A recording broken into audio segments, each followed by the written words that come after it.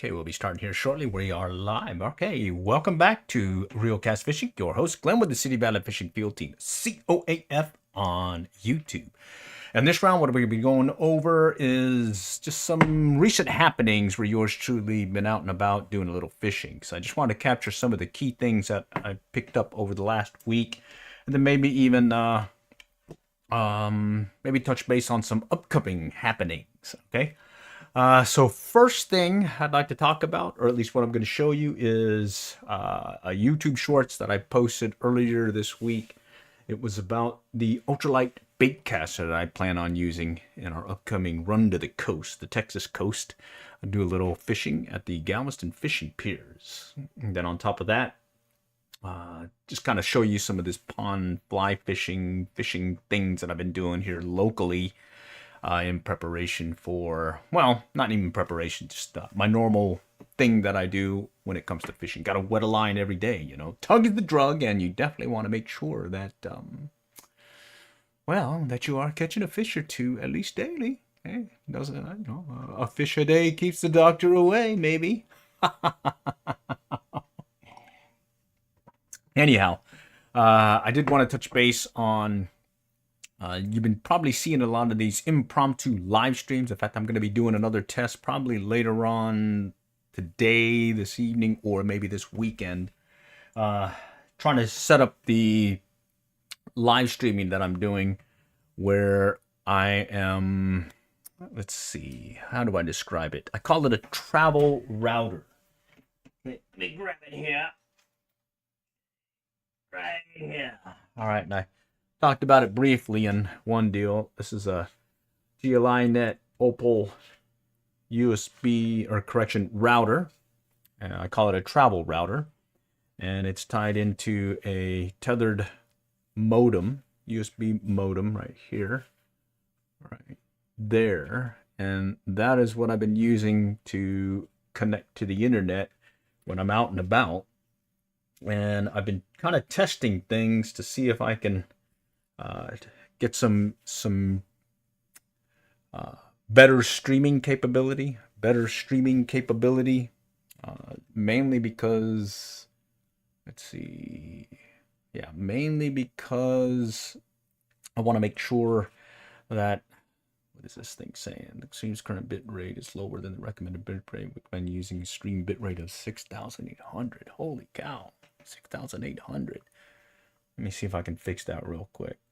Settings, stream, output, 2,000. Let's go to 6,000. Well, maybe it's easier to just type it in. 6,000. Apply. All right. Let's see what that does. Okay. I think it's going away now.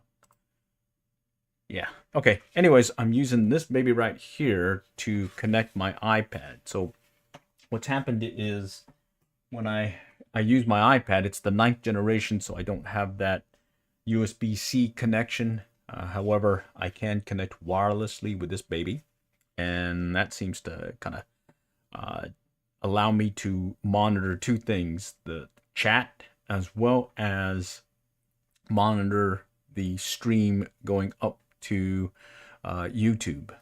So I'm feeding the video from my phone going up to a virtual machine in the cloud, and from there it's going to YouTube, and I'm able to, well, monitor the stream as well as monitor the chat to make sure that I'm answering the mail.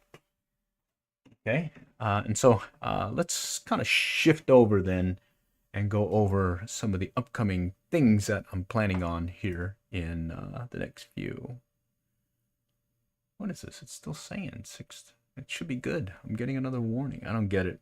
Oh well, I'm just gonna let it run. Okay, let me shift over to this baby right here, where I'm talking about my upcoming trip to the Texas coast. Okay, this round I'm talking ultralight bait casting, BFS fishing for an upcoming trip to the coast, where yours truly is going to be trying to catch some speckled trout, live lining some mullet. And my game plan is I'm going to be using the Shimano Corrado BFS XG I'm going to stick with that 8-pound strand mono because I really like that high vis effect, or high vis where it's against the ocean and I can see the line and I can track where my line is and readily see where my lure, or in this case, bait is. Okay, I'm going to be using that live mullet.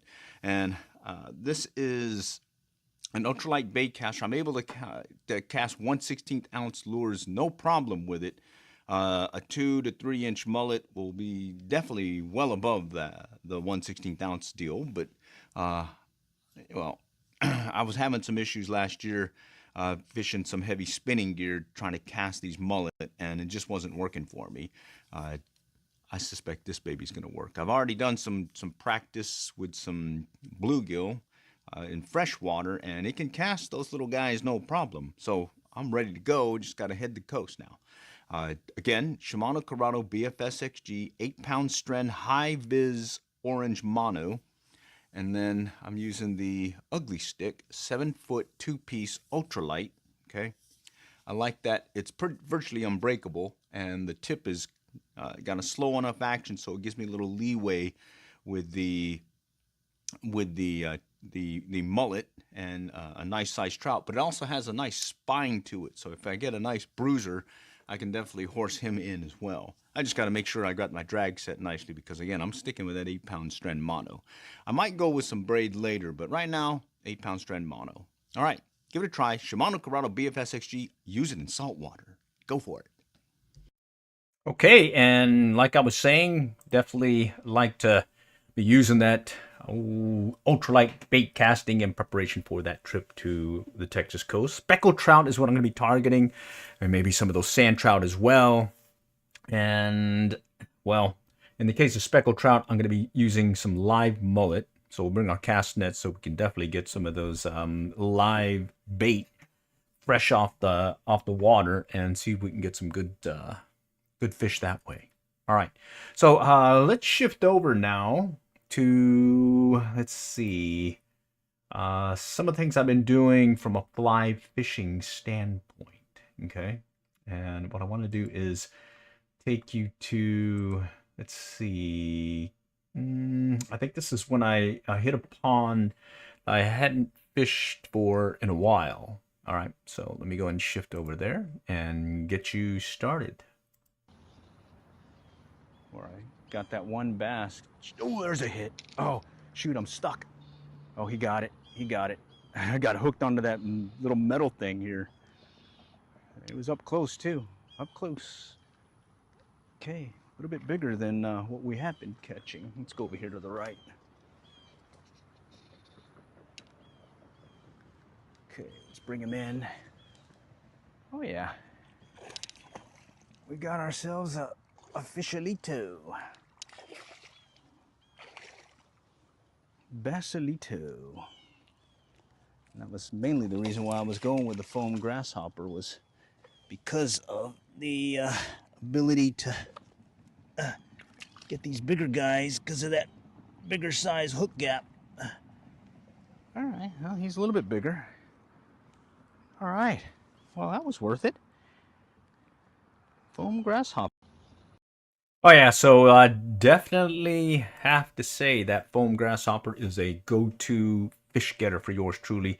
I've been playing around with it mainly because I wanted a demo that you can get started fly tying, fly fishing, and you kind of want to have both because I truly believe that if you take up fly tying, you'll become a better fly fisherman. Why? Because you'll be able to make these fishing flies that, well, they can cost a buck or two, and you'll be more aggressive when it comes to fishing them, so you won't worry as much about breaking off or losing a fish or trying to get kind of clobbered and all the junk that may be about where you're fishing a particular location.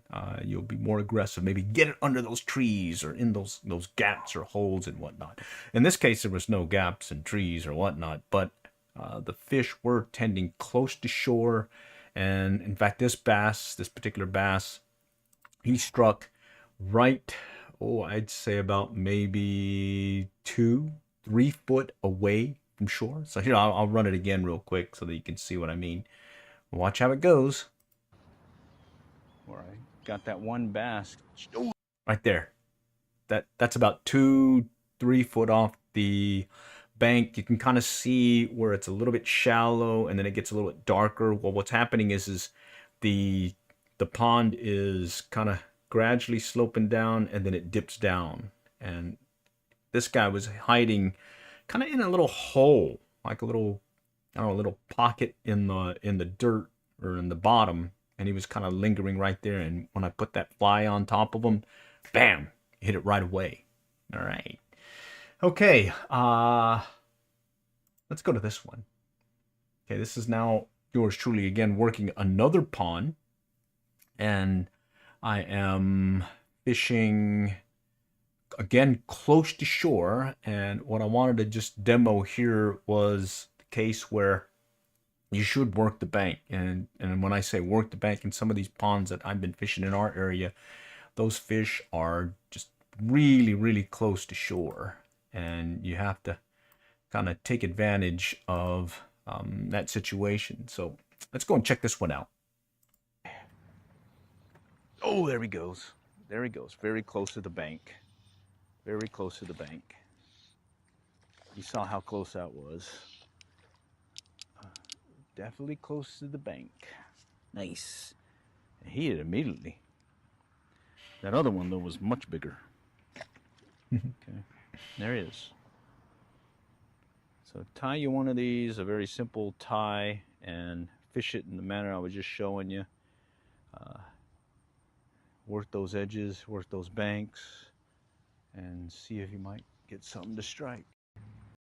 Okay, and like I was saying, this one was very close to the bank. So if you look, let's see if I have my cursor on there, you should be able to see right in this area, you'll see him strike. So let me go ahead and run it again. I'll keep the cursor right on there. Just look right how close he is to the bank when he strikes. No? All right, let's pop it this way. Oh, look at that right there. You see that? He is basically less than a foot from the bank. There is an undercut there. You can see right over here, closer to me in the foreground, this area is eroding and eventually will drop in the water. But there's like a little undercut that you should take advantage of it when you're fishing a particular pond and you notice this. Definitely work the banks. Okay. All right. Let's see. This next one, while I was fishing, another individual was asking about fly fishing, and I was just explaining the this DIY fly fishing leader setup. It's basically a setup of a butt section, mid section, and a tippet section using various pounded weight on your mono. Okay, so 30 pound is the butt section, 12 to 17 pound for the mid section, and then I tie in a tippet that's usually anywhere between 2 to 6 pound tippet. Okay, and it makes for a nice tapered leader. Got the knots on there, but hey, a lot cheaper than buying the more expensive ones that you get that are knotless, and they work well.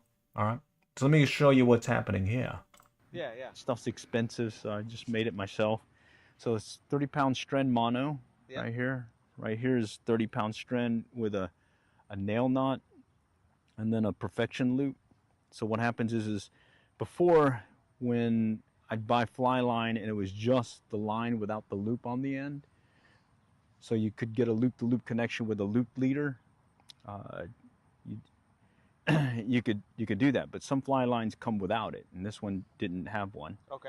So you tie a nail knot to your leader, and it doesn't have the loop on the end. But I was like, I don't want to keep snipping this. Yeah. So I sacrificial. Yeah. So what I do is I take a section here. Yep. To do a nail knot, and then this is where I tie the leader now. Yeah. And so I have a loop-to-loop connection here, another perfection loop here. And then this is a short section, a 30 pound mono. Yeah. Stuff's expensive, so I just made it myself. So it's 30 pound strand mono. Okay, so that just a rundown of how I, don't cut your fly line is what I call it. Okay, So you get these fly lines that don't have that loop on the end. You certainly want to make yourself a little connection there with a nail knot, 30-pound Stren, and made a perfection loop on the end. And that'll get you that loop-to-loop connection. All right, let's go back to another pond where, in this case, I'm just kind of demo or reiterating that if you are fishing a particular location and you see movement, surface activity, you gotta cast to it. Sometimes it may be a turtle, but other times it may be a bass, it may be a fish. Who knows? Let's go ahead and check it out. Let's go right for him. Just past him, and I'll see if I can get his attention. Come on. There's something over here to my... Oh, there he goes. He hit it. Yes. All right. Basically, if I hear a movement or something on top, I'm going to cast to just past it and see if I can coax him to strike. And sure enough, I got this guy to go. Nice. A little bit bigger than the other one, too. Okay. Little evening bite. Fishing the evening bait with a foam grasshopper. All right. Oh, come on. Bear with me here. Let's get you in. All right. Foam grasshopper time. All right, not bad.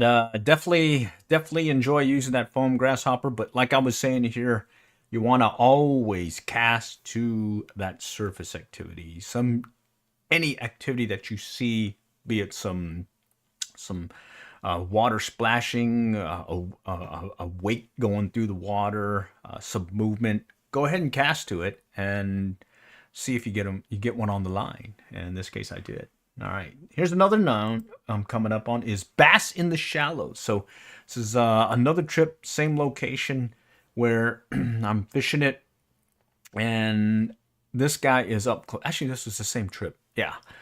This guy is really close to the bank, so you definitely want to take advantage of it. In this area right here in front of this sign, it's less than a foot deep. Less than a foot deep. At times, you'll even see some of the backs of their fins sticking out of the water when they're coming in on you. So let me show you, hey, sometimes bass are in the shallows. I should have probably cast close first. There's a hit. Oh, yeah, there we go.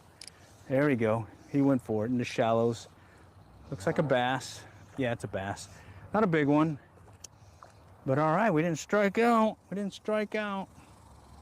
Size 6 streamer hook on the foam grasshopper. All right. No strikeouts, buddy.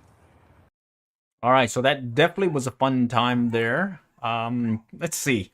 I've got more videos I want to show you. Just kind of recapping the last few weeks of yours truly out and about in preparation for our trip to the coast, Texas coast, that is. And what I want to show is just some of the things I've been doing here more recently. Okay, let's see if I can find my videos, and I'm just kind of adjusting here real quick. See if I can take you to one. Okay. All right. Let's see. Let's take you to one where I was fishing.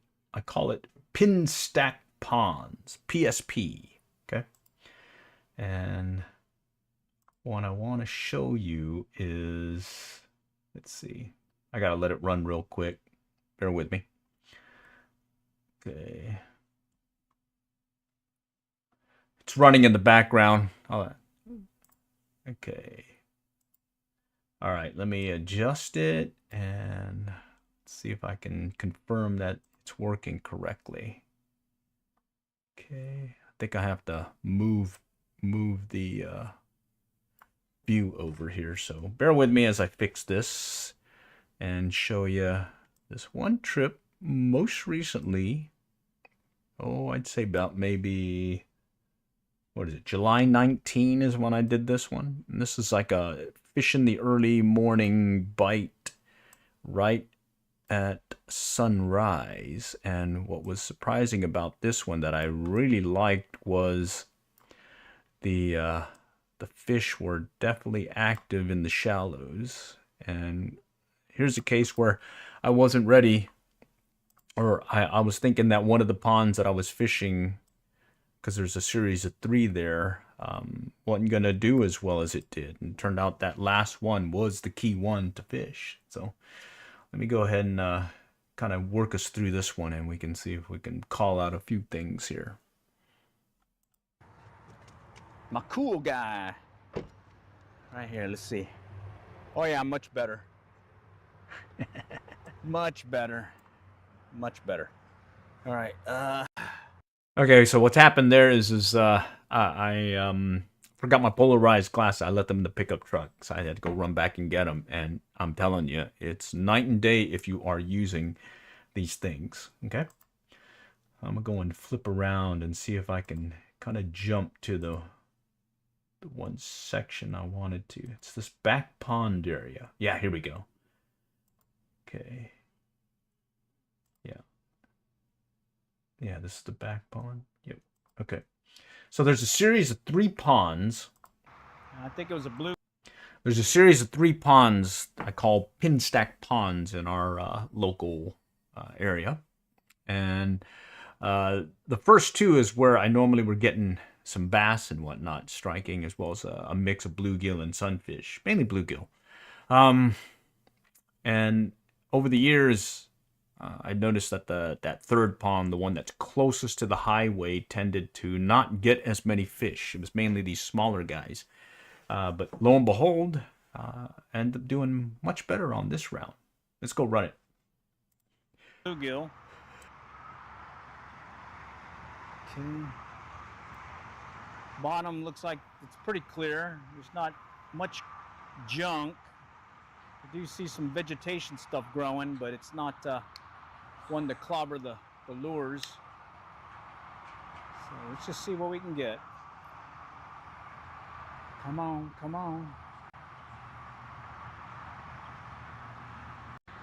Now this could be interesting. I got to get it around that one point.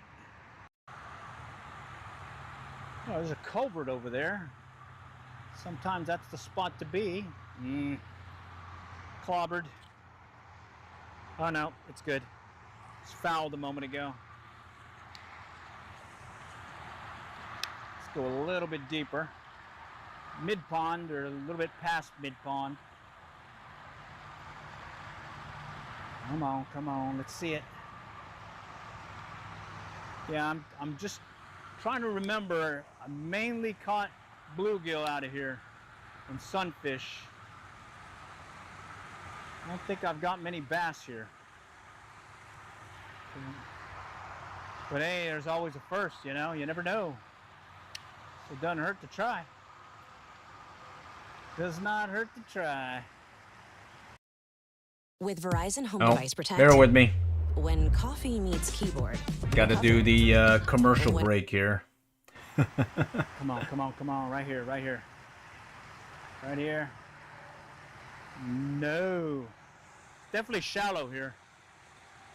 All right, let's toss it into the white water. And I was definitely not expecting to get bass in this pond. I was mainly thinking it was going to be bluegill and sunfish. Maybe something's lurking here. Maybe it's because there's more oxygen or something. More bubbly. More of that bubbly.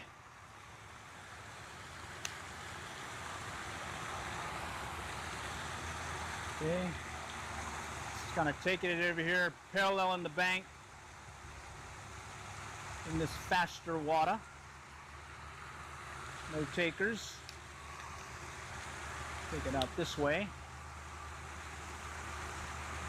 Yeah, there's one pond I fished. All the fish were lurking right by the fountain.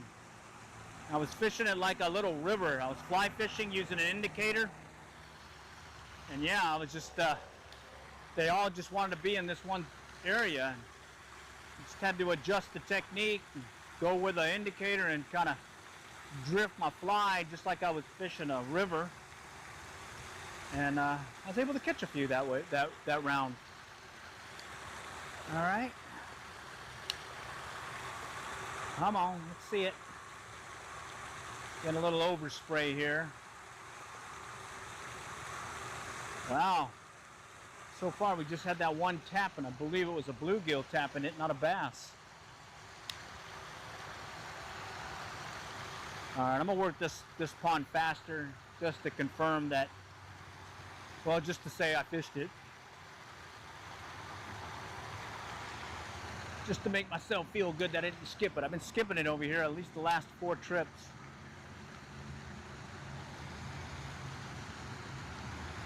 Okay, this is a little bit more shallower here, slopey area. Okay.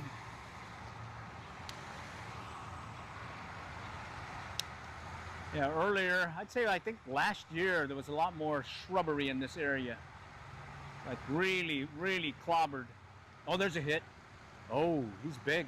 He's bigger. He's bigger. Wow. Well, I spoke too soon. It feels bigger. Let's see. Walk it back. Oh yeah, it's a bass. In fact, it's going to be the biggest bass I caught here so far today. Other than the one that I lost lifting him up. Well, I guess it was a good thing I came here and fished the back pond, because there are bass here. All right, first bass out of this pond. Everything else has been bluegill sunfish, so yeah. All right, well, got him. Yeah, I definitely got him. He's hooked. Let's see. I think I need to pull it this way. There we go. I see it. Okay, that one's out. Now I need to get this one going. Let's see. There it is. It's just under his jaw. There it is. Oh man, right on the lip. Definitely not gonna lose this guy. All right, I just gotta pop him out here. Almost got it. All right, there we go.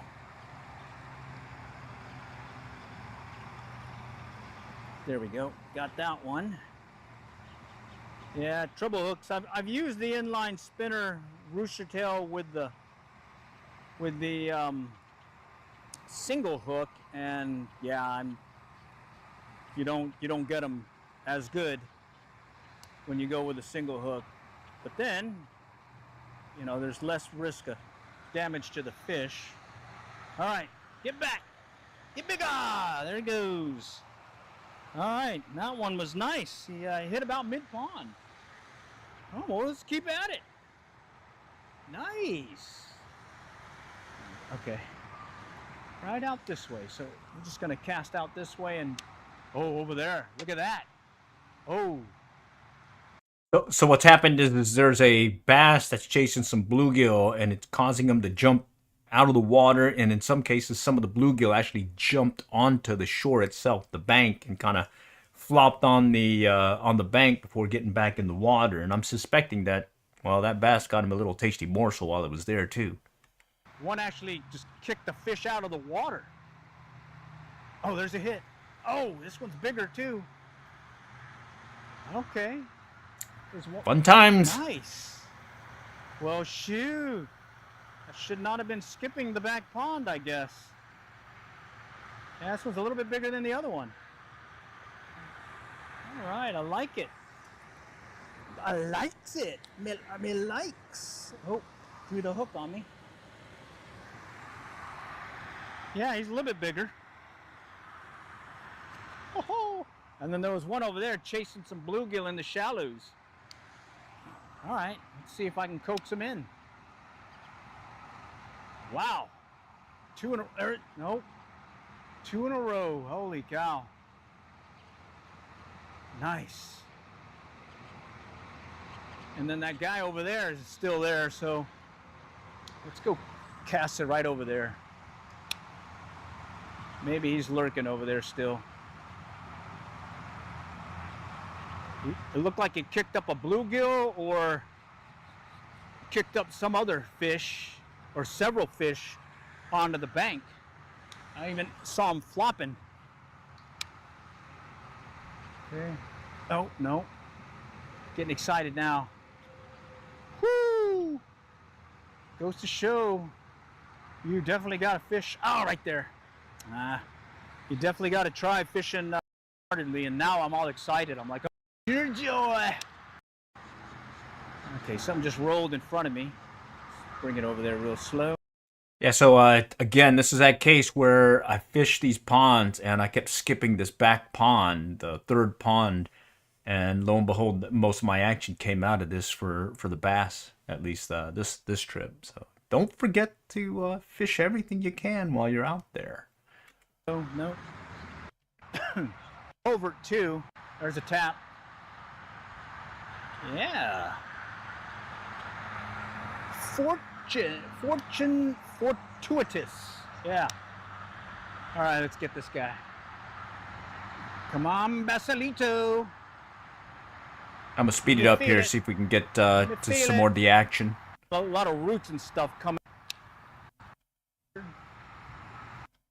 Felt like something, but I think I got one of those nodules.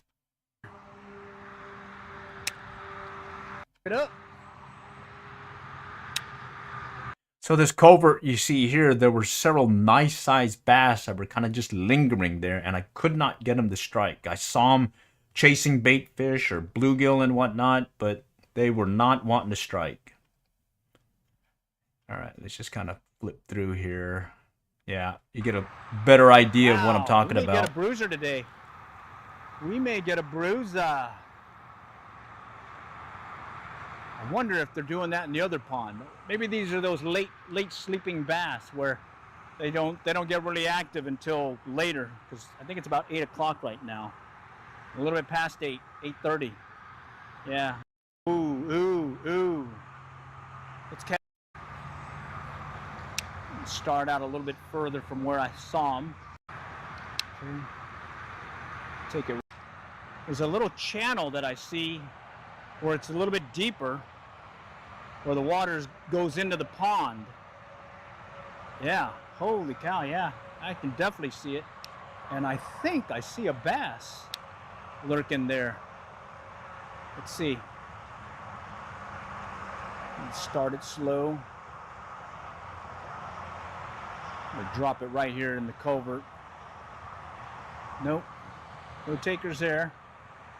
All right. God, it does look like a bass right here. I'm gonna cast it again. I didn't see it move, but it definitely looked like a bass kind of lurking right in that, where it kind of dips a little bit from the channel made by the water runoff. Okay, let's go back out here and work this bank now. Let's see what may be lurking here, trying to scare up some of these bluegill onto the banks. Had 2 blow-ups now. There is a hit. Little bluegill.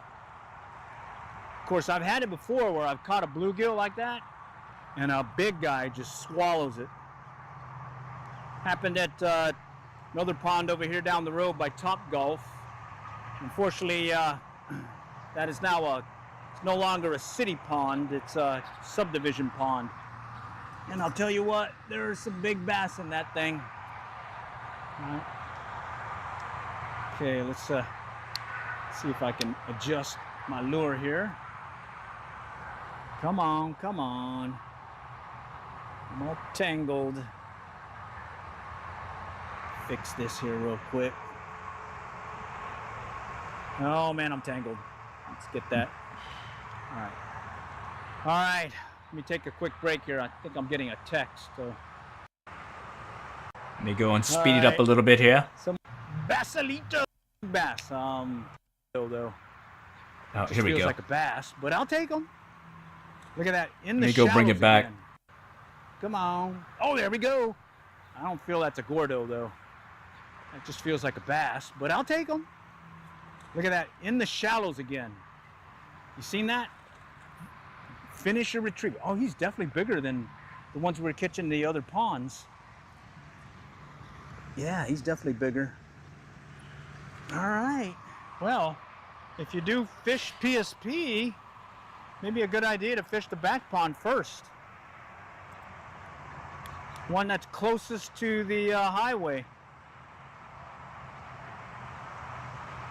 Biggest bass I've caught here is about a 4 4-pounder. I got it in the middle pond several years ago, back when there was no pin stack. It was just ponds. In fact, there was none of that there either. But yeah, I caught him here and I released him, so maybe he's still here. But that was in the middle pond.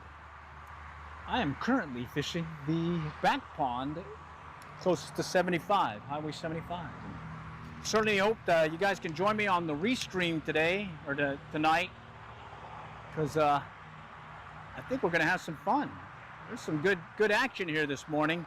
Yeah, it started out a little slow, but that's fishing. And what I tend to do with the Premiere or Restream is I'm just going to render the video, not cutting out anything other than I'll just do a transition between the takes. Other than that, you're getting the raw video, unedited basically.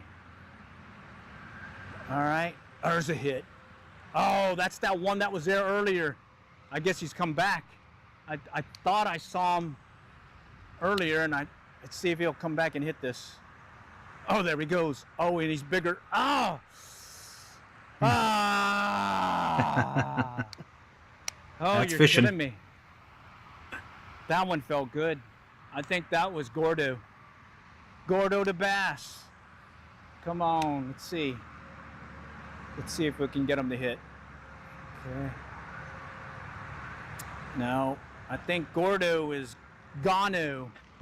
All right, let's just cast it out further.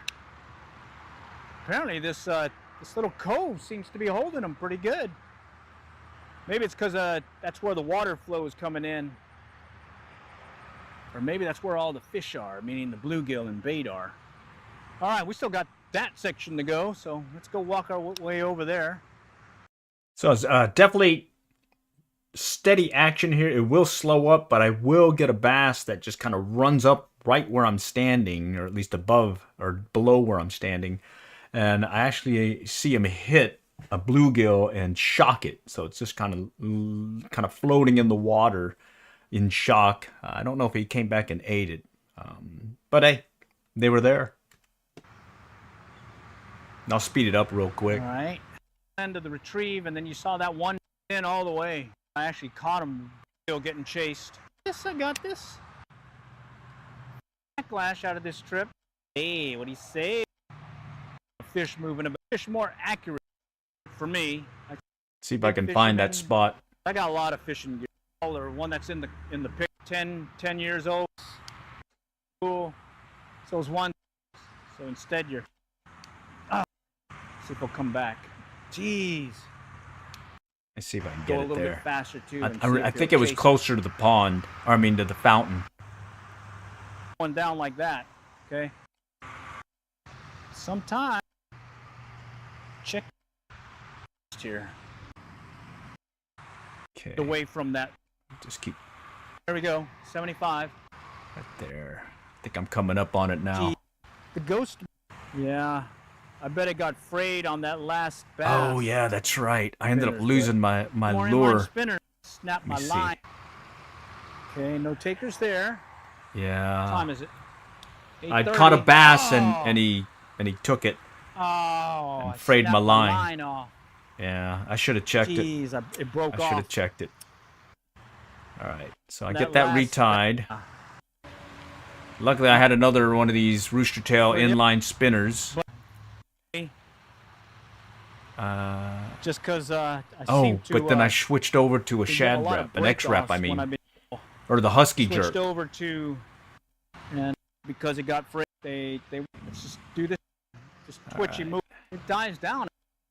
I'm trying to find that Bummer one. on the end. Just need a Paula. Let's see. All Where I'm he just really kind doing of is runs up kinda on the bank really, right in front of me. Oh, Right there we there. go. Let's see. These are bluegill moving about. But here it's this twitchy Let's see. stop and go thing. Just kind of look over here. No, one just kind of tagged it, but it was a Right little around here where my... bluegill. Right there, you seen that? Right there. Here, let me go back Let's go again. right, twitchy stop Right and here go where my thing. cursor is. You'll see him just run up on the bank. No, one just kind of tagged it, but it was a little Coming up. bluegill. Right there. Ooh, You seen it? Right there. That's what I'm talking Go about. right That's there. what I See saw several times working See this it. particular Come on. pond, where Chase it. I'm just kind of walking the Oh, bank and I'm seeing these Some guys just bluegill getting chased. hit them. I just Let me saw show 'em you right here. again. Holy cow. Up and go thing versus on the inline spinner. Let's show you again. All I'm really doing is just kind of Look right where the cursor reeling is. it in. But here it's this twitchy stop and go thing. All right. Oh, one just kind of tagged it, but it was a little bluegill. Oh, Right there. Ooh, ooh, ooh. You Right seen there. that? Let's go right That's there. awesome. Let's see it. All right. Let's see Yeah, it. you cast Come to on. it and I didn't get a hit, but Chase it. I think in a little bit oh. he'll do it again. Some bluegill getting and chased. I just he'll saw have him right here. shocked this Holy one cow. bluegill. All right. See if I can So, this way. cut it Nope. over a little bit All more. right. Happened right in He's front of me. Caught several. Good old Rapala. Look at that. Did you see that?